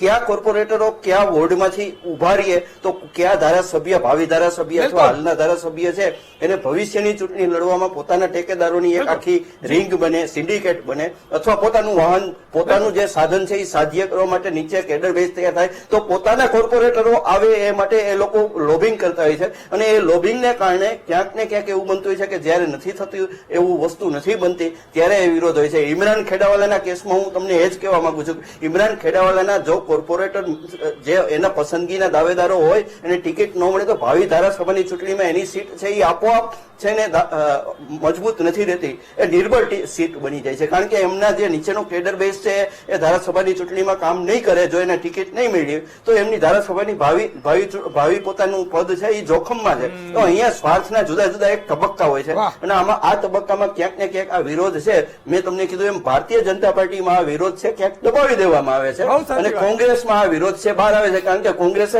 વર્ષો સુધી જ્યાં કેન્દ્રમાં શાસન કર્યું, રાજ્યમાં તો 25 વર્ષથી મળ્યું નથી, તો કેન્દ્રના શાસનના અનુસંધાને એમણે કોઈ દી પક્ષના સંગઠનની કોઈ દી પરવા જ નથી કરી. પક્ષનું સંગઠન કારણ કે સત્તા પાસે મુજરો કરતું હતું, એટલે ઉપરથી સત્તા પક્ષમાંથી જે કોઈ નિર્ણય આવતા હતા એ નિર્ણયો હાઈકમાન્ડના નામે સ્વીકારવામાં આવતા હતા કોંગ્રેસમાં, અને કોઈ આઈડિયોલોજી અને સંગઠનનું માળખું ક્યાંય તૈયાર ન થયું. આજે 72 ઉમેદવારો, રાજકોટની વાત કરું તો 72 ઉમેદવારોના સરખા ફોર્મ ન ભરાય, મેન્ડેટ સરખા ન અપાય, આવડી લાપરવાહી હોય એ પ્રજા પાસે કઈ રીતે જઈ શકે? એક ઉમેદવારનું તો ફોર્મ પણ રાજકોટમાં આજે રદ થઈ ગયું છે, તો એમનું મેન્ડેટ નહોતો. તો વાત એ છે કે કોંગ્રેસ છે એને સંગઠનના માળખામાં બિલકુલ બેદરકારી દેખાડી છે અને છતાં પોતે સત્તાને માટે દાવેદારી કરે છે, પણ કોઈ એનું કામ કરવું જોઈએ, પાયાનું કામ કરવું જોઈએ, એ કામ નથી કરતા. કાર્યકરો છે પોતાના એનજીઓ નથી ચલાવતા. લોકોની જે સમસ્યા હતી, આવડો કોરોના જેવો સમય આવ્યો અને એ બહુ જરૂરી છે કે આ નોટ છે બિલકુલ. સુનિલભાઈ કહી છે. એકાદ દર્શક મિત્ર લઈ લઉં. સંજયભાઈ જોડાયા છે અમરેલીથી. જી સંજયભાઈ. હાલો, જય માતાજી. જય માતાજી. ઈસુદાનભાઈ. હવે હાલો. હલો. હા, જય માતાજી. જય માતાજી. જય માતાજી. બોલો બોલો. આપણે હા બોલો બોલો. આ ભાજપ કોંગ્રેસ ને બે ને દૂર કરી અને આમદન લેવાતી હોય તો આમ આદમી ને આમ આદમી ને નહીં, આમદન આપણે આ બંને આમાં ના આવે અને એમને આપણે મહામંથન થાય તો મજા આવે વધારે. પણ પક્ષની વાત હોય ને ત્યારે લેતા હોઈએ છીએ આપણે, અને જયારે નથી હોતા ત્યારે જનરલી આપણે પ્રયાસ પણ એવો હોય છે, અને પક્ષની વાત તો એમની પાસેથી જ મૂકવાની હોય. પણ તમારો વિચાર છે, ખૂબ ખૂબ આભાર. સતીશભાઈ જામનગરથી જોડાયા છે. જી સતીશભાઈ. જય માતાજી. ઈસુદાનભાઈ. જય માતાજી. હું જામનગરના એક નાનકડા ગામમાંથી બોલું છું, દોટિયા ગામ. તો મારે ગામમાં એક પ્રશ્ન છે કે જે ટેક્સ ચોરી થી વાહનો એને ગામમાંથી ઘૂસીને આવે છે, તો એ ટેક્સ ચોરી કરતા વાહનો લોડિંગ વાળા તો રોડ ને બહુ નુકસાન થાય છે. તો મારો એક પ્રશ્ન છે કે જલ્દી એનો નિકાલ આવે. બિલકુલ. પણ તમે કે રજૂઆતો કરી છે, કોકને રજૂઆતો કરજો એસપી ને કે, અને હું પણ ફોલોઅપ લેવડાવી લઈશ. ખૂબ ખૂબ આભાર સતીશભાઈ. વાત આવીને એ જ ઉભી છે ધીમંતભાઈ કે દરેક સ્થિતિએ એમ હોય કે ભાઈ મારા કોર્પોરેટર બે આ નહીં આપે તો પછી વિધાનસભામાં હું હારીશ, આ વસ્તુ છે. પછી ઘણા લોકોને મેં એવું સાંભળ્યું છે કે ભાઈ કેટલાક લોકો તો એના પાર્ટનરને ટિકિટો આપી જ્યાં કોંગ્રેસનો સંબંધ સુધા નથી એમ, બરોબર? તો આવી સ્થિતિઓમાં ખરેખર ગડબડ થતી જાય, બાકી તો આટલા બધા નારાજી ક્યાંથી હશે? ક્યાંક હશે ગડબડ? એમાં કોઈ શંકા મને નથી કે કોંગ્રેસ હોય કે ભાજપ, એક હાથીના જેમ દેખાડવાના દાંત અલગ ને ચાવવાના દાંત અલગ છે, એ રીતે પ્રજાને જાહેર કરવાના નિયમો અલગ છે અને ખરેખર જે એમની કરણી છે એ અલગ છે. બીજેપી આ ખાસ કરીને આ ઇલેક્શનમાં તમે જે રીતે ટિકિટોની વહેંચણી થઈ, બીજેપીએ હજી 12 કલાક પહેલા તો બીજેપીના સ્ટેટ પ્રેસિડેન્ટે કીધું હતું કે 3 ટર્મથી વધારાને નહીં આપીએ, 60 વર્ષથી ઉપરનાને નહીં આપીએ, સગાવાલાને નહીં આપીએ, અને એ જ નિયમનો ભંગ એમણે પોતે અનેક ઉમેદવારોમાં કરવો પડે આપણે જોયું. અને કોંગ્રેસની જે આ વાત કરીએ તો ત્યાં કોઈ નીતિ નિયમો એટલા માટે નથી કે બહુ સાચી વાત કીધી અન્ય પત્રકાર મિત્રે કે ત્યાં કોઈ સંગઠનનું ધ્યાન નથી. મને નથી લાગતું કે એમની પાસે એમનું રાજ્ય કક્ષાની જે જીપીસીસી છે એમાં પણ સંપૂર્ણ માળખું કોઈ હોય.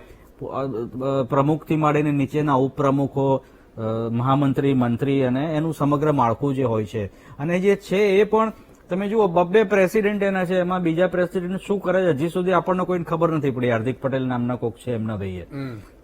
એટલે સંગઠનના કોઈ ઠેકાણા નથી, વ્યવસ્થા કોઈ નથી, એટલે નિયમોની એમની જોડે અપેક્ષા રાખવી બહુ વધારે પડતી કહેવાય. અને એનું પરિણામ સાફ જોવા મળે છે કે જે રીતના ઉમેદવારો પસંદ થયા, ઉમેદવારોની પસંદગી બાદ જે હજી આ વિડીયો આપણી ઉપર, તમારી ઉપર પણ આવતા હશે, મારી ઉપર પણ આવે છે કે દરેક એરિયામાં હાય ચાલે છે. ત્યાં લોકલ નેતાના નામનો વિરોધ છે, વિરોધ પ્રદર્શન છે. કોંગ્રેસમાં વધારે છે એટલા માટે છે કે ત્યાં કોઈ ધણીધોરી નથી, અને બીજેપીમાં પણ અંદરખાને ઉકળતો ચરુ એટલો જ છે, પણ એ ઉકળતો ચરુ બહાર નથી આવતો એટલા માટે કે એમની ઉપર એક મજબૂત નેતા બેઠા છે અને હજી નેતાની બીક છે. જે મેનેજર કીધું એ વાત પણ એટલી સાચી કે મેનેજરો હજી એક્ટિવ છે ત્યાં, અને એ સર્વોચ્ચ નેતા માટે મજબૂત કામ કરે. કોંગ્રેસમાં આવી કોઈ વ્યવસ્થા નથી. પણ મારી દ્રષ્ટિએ બંને પાર્ટીની તસવીર તમે જુઓ, એક્સરે કાઢો તો અંદરથી બંનેના એક્સરે સેમ આવશે, સરખા આવશે. બિલકુલ. પણ ધીમતભાઈ અને સુનિલભાઈની વાત ઉપરથી એવું લાગે છે કોંગ્રેસ જયારે સત્તામાં હતી ત્યારે પણ સંગઠનમાં એમણે ધ્યાન નથી આપી, સંગઠનને ગણ્યું જ નથી, અને નેતાઓને કીધું તમે તમારી રીતે ભેગા કરેલો સંગઠન, તમને ટિકિટ આપી તમે તમારી રીતે જીતી જાઓ. અને પછી નેતાઓને લાગ્યું કે હવે આમાં મિનિસ્ટ્રી પદ નથી મળતું એટલે છલાંગ મળી નેતાઓ ત્યાં ગયા, ત્યાં છૂટાયા. આ બધી વસ્તુ થવાની છે મિત્રો. પણ એક વાર મારી અપીલ છે કે મતદાન જરૂર કરજો. મતદાનનો અધિકાર મેળવવો ને સાહેબ 18 વર્ષ પછી, એ આપણા ગૌરવનો દિવસ કહેવાય. કારણ કે અત્યારે તમે જાઓ અમેરિકામાં, ચાલો કે કેનેડામાં જાઓ, મતદાનનો અધિકાર નો એટલે તમારો કાંઈ ન હોય. તો આપણે તો મતદાનનો અધિકાર છે, તો 100% કેમ મતદાન ન કરીએ? એક વાત. અને બીજું કે કોઈ પણ જ્ઞાતિ આગેવાન આ તે બધું તો ઠીક છે, તમને વિરામ બાદ દર્શક મિત્રો ફરીથી આપનું સ્વાગત છે. અને એકાદ દર્શક મિત્ર લઈ લઈએ એટલે પછી મને મજા આવે એમ. મહેશભાઈ ગીર સોમનાથ થી જોડાયા છે. જી મહેશભાઈ. નમસ્કાર સાહેબ. નમસ્કાર સાહેબ, હું વર્ષ દિવસે તમારું મહામંથન શો જોઉં છું, હું ને મારી દાદી જોડે. હા.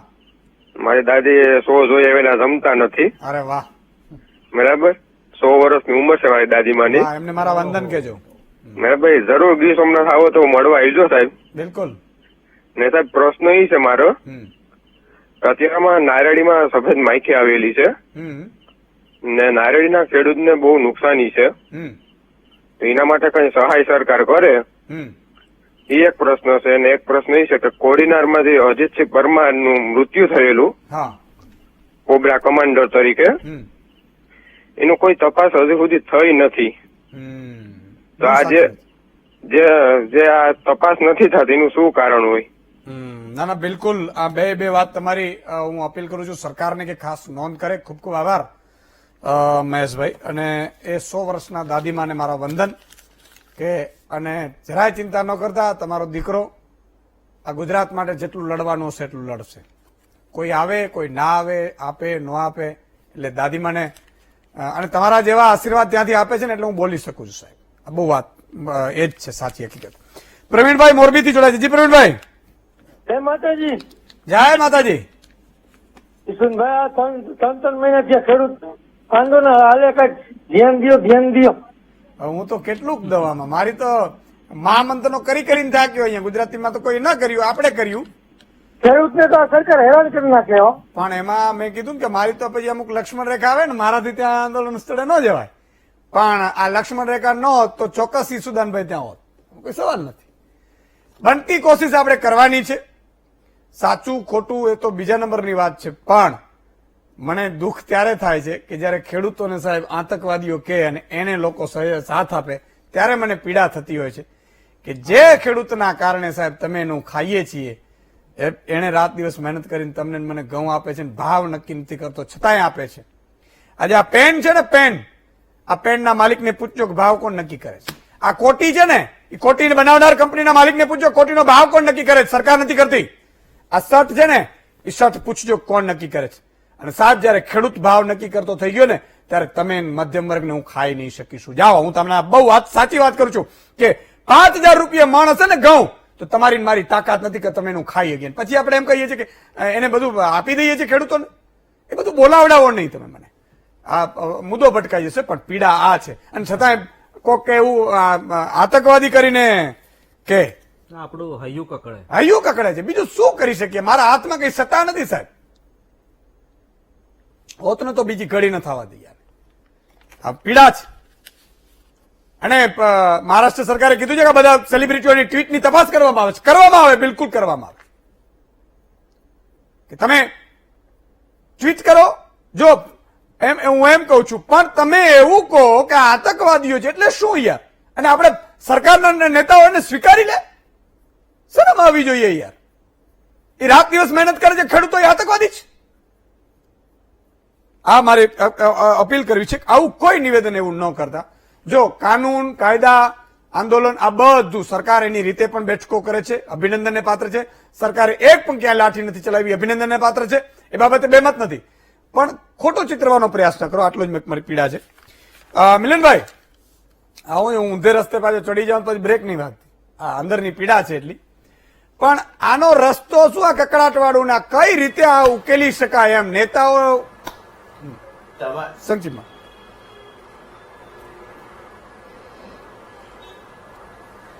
એક તમને કોંગ્રેસથી શરૂઆત કરું. કોંગ્રેસના નેતાશ્રી અહીં બેઠા છે સાહેબજી, એમને જો ખ્યાલ હોય તો દિવંગત નેતા જે હતા ત્યાં સુધી સેકન્ડ કેડર તૈયાર જ નથી. સેકન્ડ કેડરમાં 5 એ લોકોના જૂથ પડ્યા. એક સિદ્ધાર્થભાઈનું ગ્રુપ પડ્યું, એક શક્તિસિંહનું ગ્રુપ પડ્યું, એક ભરતસિંહભાઈનું ગ્રુપ પડ્યું, એક પોરબંદર વાળા અમારા મોઢવાડિયા સાહેબનું ગ્રુપ પડ્યું. આ જે ગ્રુપિઝમ, અને પછી દરેકને એમ કે 182 સીટ છે તો એમ કે ભરતસિંહભાઈની 25, આની 25, આની 25, આવી રીતે વહેંચણી થઈ. સાહેબ, આ છે ને એમાં સંગઠન ઉભું થાય જ નહીં. આજ મારો હાથ ભોજનમાં પડે તો પેલું મારા મોઢા ઉપર જ જાય, બીજું મારા સંતાનમાં જાય.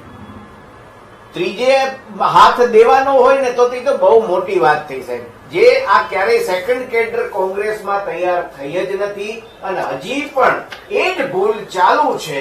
હજી પણ દાઢી સફેદ થઈ ગઈ, વાળ સફેદ થઈ ગયા, અમુક તો ચાલી નથી શકતા, તોય સાહેબ પીસીસી કે આ ગુજરાત કોંગ્રેસ સમિતિએ જવાનું મૂકતા નથી. સાહેબ, યંગસ્ટર્સને જો નહીં લાવે ને તો નેસ્તો નાબૂદ થઈ જશે, ભલે 100 વર્ષ જૂની પાર્ટી હોય. રહી વાત બીજેપીની, બીજેપીમાં પણ આ વખતે ચણભણાટ શું કામ થયો? તો જે કોંગ્રેસ કલ્ચર બીજેપીમાં આવ્યું છે, અત્યારે બીજેપીના જેટલા સાંસદો છે કે ધારાસભ્યો છે, એમાં કેટલા ટકા કોંગ્રેસના લોકો છે જે કોંગ્રેસ કલ્ચરથી ટેવાયેલા છે, જે બીજેપીમાં છે. અત્યારે સ્પ્રિંગની જેમ દબાયેલા બેઠા છે. ધેટ ડઝન્ટ મીન કે ક્યારે સ્પ્રિંગ ઉછળશે. એમની ઉપર તમે વોચ રાખીને બેઠા છો, તમે દાબ રાખીને બેઠા છો, બધી વાત સાચી, પણ ચણભણાટ છે ને સાહેબ, એ એક વાક્ય શાંતિથી કોઈ મનમાં ને મનમાં તો નહીં, પણ સેજ મોટેથી બોલે તો આજુબાજુ વાળા 2 જણા તો સાંભળવાના જ છે. ધીમે ધીમે આ છે ને રોગ છે સાહેબ, સ્પ્રેડ થાય. બીજેપીએ પણ આ સમજવાની જરૂર છે કે તમારી આગળ સંગઠન છે, તમારી આગળ શિસ્ત છે, બધું જ છે, પણ તમે જે કલ્ચર લઈને અંદર આવો છો. આ વખતે પણ કોર્પોરેશનમાં એવી ટિકિટો પણ આવી જે હજી 10 દિવસ પહેલા જ કોંગ્રેસમાંથી આવ્યા છે, છતાં એને ટિકિટ મળી. તો જે વર્ષોથી પાથરણા પાથરીને આગળ આવ્યા છે કાર્યકરોનો શું વાત? એમાં ચણભણાટ નહીં થાય? એને દબાવી દેવામાં આવશે? એને કઈ રીતે તમે સમજાવી શકશો કે ભાઈ આ વખતે તારો વારો હતો પણ શું થાય? અને બીજું, હવે તો સાહેબ એક નવી સિસ્ટમ નીકળી છે કે તમારે બીજેપીમાં અત્યારે સત્તા ઉપર છે, બીજેપીમાં સ્થાન મેળવવું છે તો દિલ દઈને કોંગ્રેસમાં કે આપમાં કામ કરો અને નામ કમાઓ, આપોઆપ બીજેપી તમને લેશે. અને આમાં જ સાહેબ જરાય અતિશયોક્તિ નથી કરતો, આ સત્ય છે. ખૂબ વિશ્લેષણ સારું કર્યું કરવાની જરૂર છે. બિલકુલ છે ને આ બધા. બિલકુલ. એક નાનકડા વિરામનો સમય થઈ ગયો છે. છે સાહેબ, વિરામ બાદ તરત આવી છે. ધારાસભામાં આ થવાનું, જો આ નહીં થાય અને કોંગ્રેસ જો સમજશે નહીં ને તો ભલે 100 વર્ષ થાય, બહુ સાચું, નસ્તો નાબૂદ થશે. બિલકુલ. વિરામ બાદ આવીશ. વિરામ બાદ દર્શક મિત્રો ફરીથી આપનું સ્વાગત છે. મનીષભાઈ શું કહેશો? ઘણા બધા આક્ષેપો થયા તમારી પર. ચૂંટણીનો સમય હોય અને રાજકીય પક્ષ હોય, ક્યારેક કોઈને ઘણા વખતથી મહેનત કરતા હોય પાર્ટી માટે, એટલે નારાજગી થઈ હોય બની શકે છે. ક્યારેક રાજકીય સમીકરણોના કારણે, ક્યારેક કોઈક સારા ઉમેદવારની સાથે અન્યાય પણ થયો પાર્ટી દ્વારા, એવું બની શકે છે. ક્યારેક કોઈ નવા ઉમેદવારને પણ આપવામાં આવ્યું હોય, કોઈ બીજી પાર્ટીમાંથી આવેલાને પણ આપવામાં આવ્યું, એવું બનતું હોય છે. એટલે ઘણીવાર લોકોની નારાજગી થતી હોય, પણ પાર્ટી બાય એન્ડ લાર્જ વિચારીને ટિકિટ આપતી હોય છે અને હંમેશા જ કોઈ પણ પાર્ટીઓને ક્રાઇટેરિયા જીતવાનું હોય છે કે જીતી શકે એવા ઉમેદવારને ટિકિટ આપવાનું હોય છે. એટલે ક્યારેક ગમા અણગમા મારો તમારો આ બધું થતું હોય છે, પણ જ્યારે પાર્ટી આ બધાથી ઉપર થઈને સારો છે તો મારો છે ની ભાવના કરીને ટિકિટ આપે તો સંપૂર્ણ પરિણામ સારું આવે. અને જ્યારે આજે કોંગ્રેસ પાર્ટીએ પણ જે પણ ઉમેદવારો હતા કોંગ્રેસ પાર્ટી પાસે જે ટિકિટ માંગવાવાળા, એમાંથી સારા ઉમેદવારો પસંદગી કરવાનો ક્રાઇટેરિયા રાખીને લોકોને ગમતા ઉમેદવાર આપવાનો પણ પ્રયત્ન કર્યો છે. લોકોની સેવા કરવાવાળા ઉમેદવારો પર આપવાનો પ્રયત્ન કર્યો છે અને પાર્ટીની વિચારસરણીને ધ્યાનમાં રાખીને ઉમેદવાર આપવાનો પ્રયત્ન કર્યો છે. એટલે ક્યારેક એવું બને કે ક્યારેક કોઈકને અસંતોષ થયો, તો એના માટે પાર્ટી હંમેશા કદાચ એને આવનાર સમયની અંદર પણ લોકોને સમાજમાં અને પાર્ટીમાં સ્થાન મળે અને માન મર્તબો ઉભો મળે એવા પ્રયત્નો હંમેશા પાર્ટી કરશે. હિતેશભાઈ, ભારતીય જનતા પાર્ટી માટે ભાઈ શ્રી ધીમંતે કીધું, પણ હું એટલું કહું ધીમન કે CR પાટીલ સાહેબ આવ્યા પછી પાર્લામેન્ટરી બોર્ડની મિટિંગ પહેલા એમને જે કંઈ ક્રાઇટેરિયા નક્કી કર્યા, એ ક્રાઇટેરિયાની અંદર જેને 3 ટર્મ પૂરી થઈ એવા એક પણ વ્યક્તિને એમને ટિકિટ નથી આપી. જેને 60 વર્ષ 2 મહિના થઈ ગયા એવાને પણ ટિકિટ નથી આપી. પછી પાર્લામેન્ટરી બોર્ડે પણ એનું નામ મોકલ્યું હોય, નજીક પણ ગયું હોય, તો પણ હું એટલું ચોક્કસ સાથે કહી શકું છું કે અને જ્યારે 100 જેટલા ઉમેદવારો અમદાવાદમાં અને બાકીના બધી જ જગ્યાએ તમે ઉમેદવારોને પડતા મૂકતા હોય, દરેકને ઈચ્છા હોય કે ભાઈ હજુ હું ચાલુ રહું રાજકારણમાં, કોઈ પણ વ્યક્તિ આવ્યો હોય તો. અને એ પડતા મૂક્યા પછી પણ આજે ભારતીય જનતા પાર્ટીનું જે સંગઠન છે, એના જે નવા ઉમેદવારને જે તક મળી છે, એ તમામની બારીક રીતે એને સંગઠનમાં જે કામ કર્યું હોય અથવા તો એ વિસ્તારમાં સમાજ સાથે જે જોડાયેલો વ્યક્તિ હોય અને એને જે કામ કર્યું છે એવા ઉમેદવારને પસંદ કરવાનો પાર્ટી અને એને હાઈકમાન્ડે કર્યું છે. બહુ સારી વાત છે કે તમે યુવાનોને તક આપો. આજે જે જૂના લોકોને ડ્રોપ કર્યા, મનીષભાઈ તમે કેટલા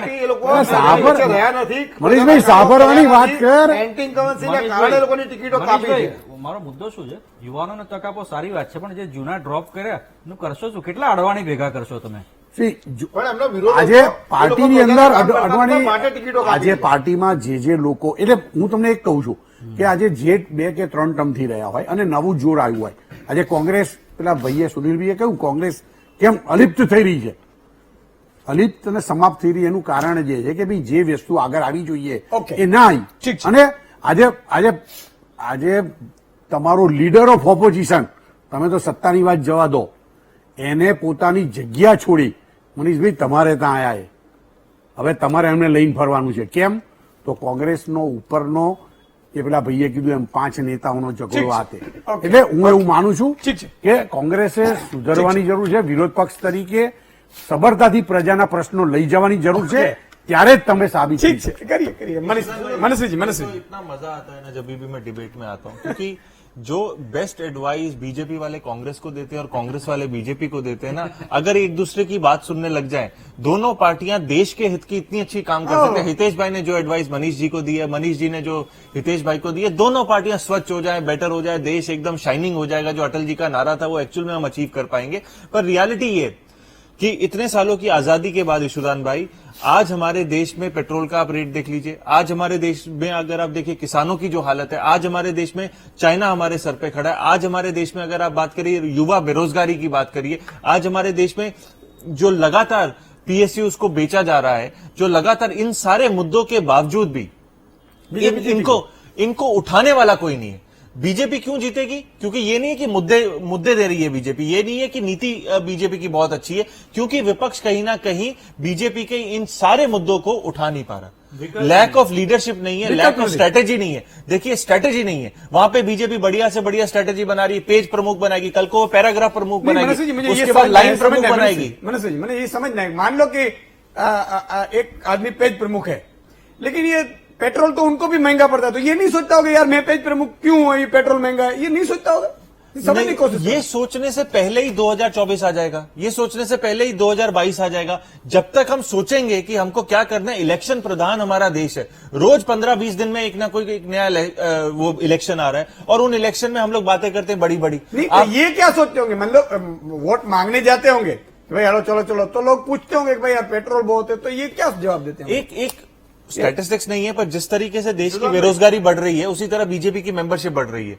अगर आप ये देखें 2014 बेरोजगारी बढ़ रही है तो इस तरह बीजेपी से की मेंबर, ये membership स्टैटिस्टिक्स बढ़ रही नहीं है है, बीजेपी पर अगर इसका स्टैटिस्टिक्स निकालने की कोशिश करें शायद ये एक उत्तर मिल सकता है, पर ये उत्तर नहीं है। रियलिटी ये है ईशुदान भाई, तकलीफ आपके पास भी है, 90 रुपए का पेट्रोल भरते हुए मुझे भी और हितेश भाई को भी है, पर हितेश भाई से ये पूछते हैं जब आप 90 रुपए का पेट्रोल भराते हैं तो, और जो वादा आपने किया था 30 रुपए का पेट्रोल, कि 30 रुपए का पेट्रोल बाबा रामदेव आए थे, बाबा रामदेव आए थे, सारे बाबा आए थे। बाबा ही गुम हो गए ना, कि विकास हो। और सबको दे दिया बाबा जी का ठुल्लू अभी। अब सवाल ये है कि ये सारी तकलीफें हैं, इन तकलीफों को उठाने वाली लीडरशिप नहीं है। और इसकी मनीष जी से जब बात करें कि इन मुद्दों को आप अच्छे विपक्ष का धर्म तो निभाइए, बीजेपी तो कर रही है गलत। देखिए बीजेपी ऐसा नहीं कि गलत, ये तो अंदर झगड़ा करके बैठे हैं। ये अंदर झगड़ा, इनके चक्कर में क्या हो रहा है, देश को कहीं ना कहीं रास्ता नहीं दिख रहा। इनके चक्कर में जो विपक्ष का धर्म है वो नहीं सही तरह निभा रहे। आप एक अच्छे विपक्ष बनिए, आप भूल जाइए आप सत्ता में आएंगे कि नहीं आएंगे, पर अच्छे विपक्ष का धर्म तो निभाइए। मनीष भाई नहीं, हितेश भाई से, ईशुदान भाई पहले, ईशुदान भाई हितेश भाई से पूछे कि आप टाइम बहुत कम है, 1 से 10 सेकंड की 10 सेकंड 90 रुपए का पेट्रोल आपको दर्द होता है कि नहीं होता? दर्द था कि नहीं था? जब सीता के नेपाल में कम है, रावण के नहीं, वो सुब्रमण्यम स्वामी ने कहा है, सुब्रमण्यम रावण की लंका में बहुत सस्ता है, इन्हीं के मेंबर ने कहा है। आप देखो मनस्वी जी, पेट्रोल का दाम जो भी बढ़ा है, हर एक को आप बोल रहे हैं, हर एक को वो लगता है कि भी ये महंगा है, बट आज देश चलाने के लिए जब भी जरूरी है, जब भी आज मैं ये मानता हूँ कांग्रेस के टाइम कि में आज लोग जिस तरह से देश के लिए जुड़े हुए हैं, भारतीय जनता पार्टी के साथ जुड़े हुए हैं, और भारतीय जनता पार्टी जिस तरह से काम कर रही है, आज जो कुछ भी लोग दे रहे हैं उसको पता है कि भी आज जिस तरह से भारतीय जनता पार्टी हमको देश बढ़ाने के लिए दे रही है, देशभक्ति है, देशभक्ति बात नहीं बोल रहा मैं, जिस तरह से लोगों को आज नहीं जो ब्रिज बने, जो लास्ट छिवड़ा का आदमी है, मैं बोल रहा हूँ कि जो हर एक को कहीं ना कहीं इंफ्रास्ट्रक्चर से जो चीज देने की तो नहीं मेळा આવે મુખ્ય વાત મનસુભાઈએ કરી, ખૂબ સરસ વાત કરી કે મુદ્દા આધારિત ચૂંટણી નથી લડાવી, ખરેખર મુદ્દા આધારિત ચૂંટણીઓ લડાવી જોઈએ। અત્યારે આપણા દેશની અંદર 2014, 2002, 2014 પછી જે પરિસ્થિતિ ઉભી થઈ છે એમાં પ્રજાના મુદ્દાઓ સાઈડમાં થઈ ગયા છે ને, એમાં ગાય ગોબર, મંદિર મસ્જિદ આવા મુદ્દાઓ પછી લડાઈ રહી છે।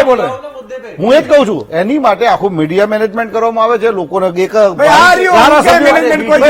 ઈશુદાનભાઈ તમારા જેવા મીડિયા કેટલા, ઈશુદાનભાઈ તમારા જેવા મીડિયા કેટલા દેશની અંદર મીડિયા મેનેજમેન્ટ કરવા માટે ધારાસભ્યો, સાંસદ સભ્યોને ખરીદવામાં આવે છે, લોકોને દબાઈ દેવામાં આવે છે, એમની ફાઇલો રોકો તમે। અરે ભાઈ, ભારતીય જનતા પાર્ટીની અંદર કેટલા બધા કોંગ્રેસના નેતાઓને ખરીદી લેવામાં આવ્યા છે, કેટલા બધા ધારાસભ્યોને ખરીદવામાં આવ્યા છે, કેમ તમારી પાસે કાર્યકરો નથી? તમારા કાર્યકરો ખાલી ઝંડા લગાડવાના, પડદા પોસ્ટર લગાડવાના, કેમ એ લોકો કોઈ દિવસ એ લોકોને ટિકિટ નથી આપતા? કોંગ્રેસ સમાપ્ત થઈ જશે। સમયનો અવાજ લઈતેશભાઈ, મનીષભાઈ, ધીમતભાઈ, મનસ્વીજી, સુનિલભાઈ અને મિલનભાઈ, તમામનો ખૂબ ખૂબ આભાર। ધન્યવાદ। દર્શક મિત્રો જોડાયા ન જોડાઈ શકે એમનો પણ ખૂબ ખૂબ આભાર। આવતીકાલે ફરીથી નવા વિષય સાથે મળીશું, ત્યાં સુધી થોડી ક્ષણમાં જોજો વાયરલ ન્યૂઝ।